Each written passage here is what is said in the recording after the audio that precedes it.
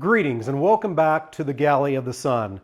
So today we're going to cook up a fun little thing, something you can do if you have, I don't know, maybe you have a bunch of leftover ham or any type of lunch meat and you're not sure what to do with it, you're tired of sandwiches, then this is the dish for you. Also, it's real nice for parties or to take for a potluck because it comes out sort of purty. Yeah.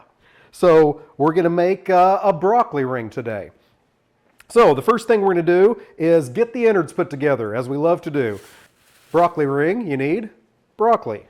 We're going to get this chopped up, the florets, into bite-sized pieces, and then throw them in this bowl over here, whatever the hell that thing's called.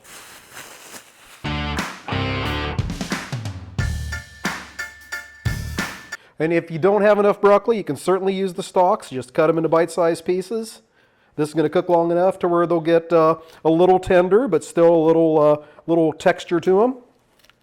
But we have plenty of broccoli, so we're just doing the florets today. So now just cut them into non-teenager sized bites.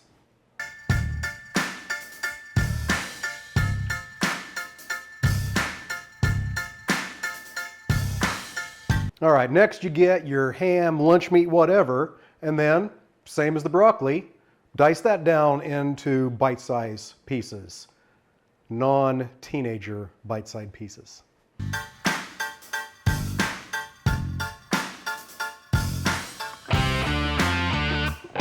And it doesn't have to be cubed up. If you have lunch meat slices, then you can just cut those up into bite-sized pieces. There's no rules. Next, cheese. Doesn't matter what kind of cheese. Cheese goes great with everything, except maybe peanut butter and jelly. I don't know why you do that, but you could. Get a good amount of that in there. All right, about a cup and a half. Now those fine ingredients need some lubrication. So we're going to put in, I don't know, about a cup of mayo and about a quarter cup of Dijon mustard.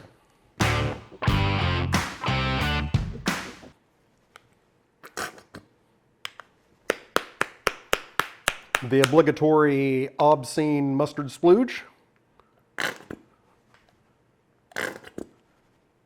Got to do it. Now it's time to mix it up.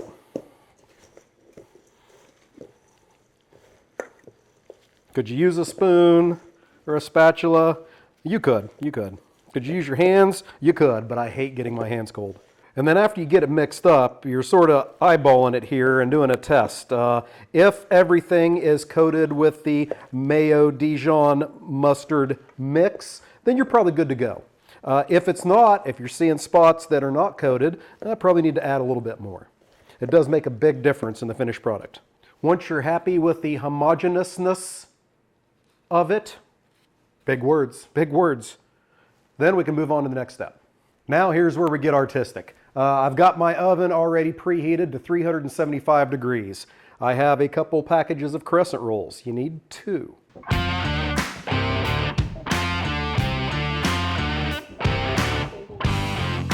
Okay, so this is going to give us 8 triangles. So what we're going to do, let's get our first triangle.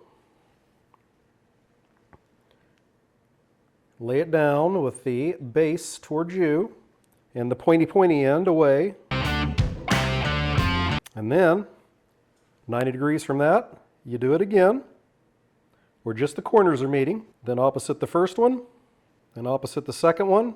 So now you should have 4 on your pizza stone or your baking sheet or whatever. Got a good square in the middle. Now I'm going around with the second time and I'm putting these in between the previous ones. So right here, here,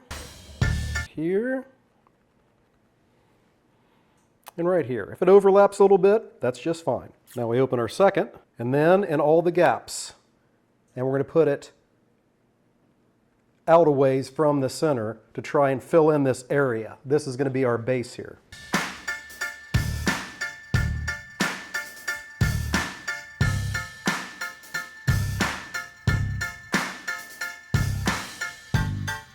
All right, it's about to get prettier. Now we're going to take our filling and put this in the shape of a donut right on that base. Okay, this is going to be easier. Messier, but easier.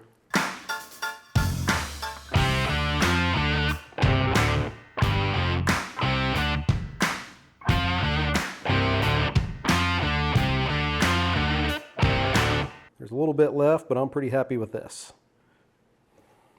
The rest of that stuff you could eat cold, it's fine. You could heat it up in the microwave and get that cheese all gooey, and that would be good too. So no reason to waste it. Now you simply take each point and bring it to the center and tuck it in a little bit. So we should end up with this beautiful ring.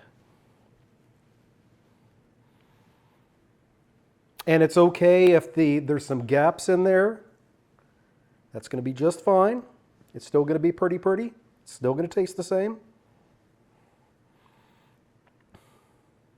If some of your crescent rolls don't reach all the way down to the bottom in the middle, that's okay. The ones next to it that we put on the outer ring will. So everything will be okay.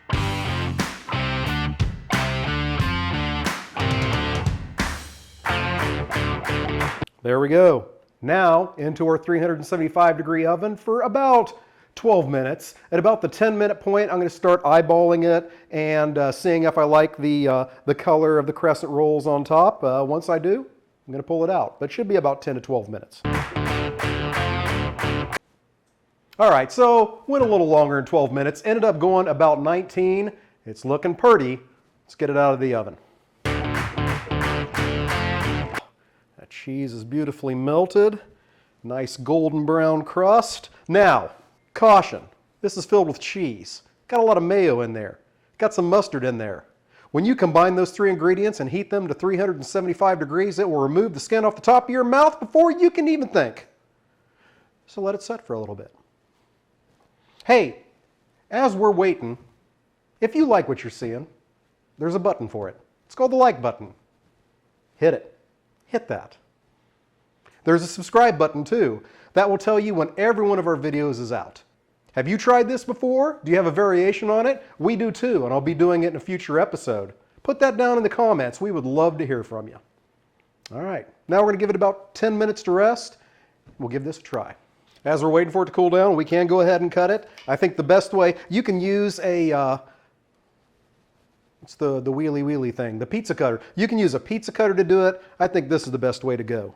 Good old dough cutter. And then the little gaps in between is a perfect place to cut these. And you can see that it gives you a very pretty dish that would be fantastic for a party or appetizer for a game or something like that. And it makes a good meal too. All cut up and still pretty. In my opinion, the best way to serve this is with a, whatever this is called, a pie hoobie-doobie thing, because they're sort of in the same shape. There we go. You can see that ham and that melty cheese. Oh, it's going to be delicious. Crispiness of the crescent roll.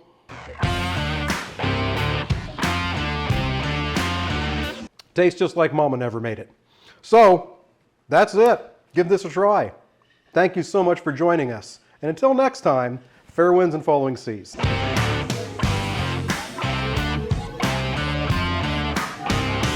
Pizza sheet or on your, what the hell is this thing called?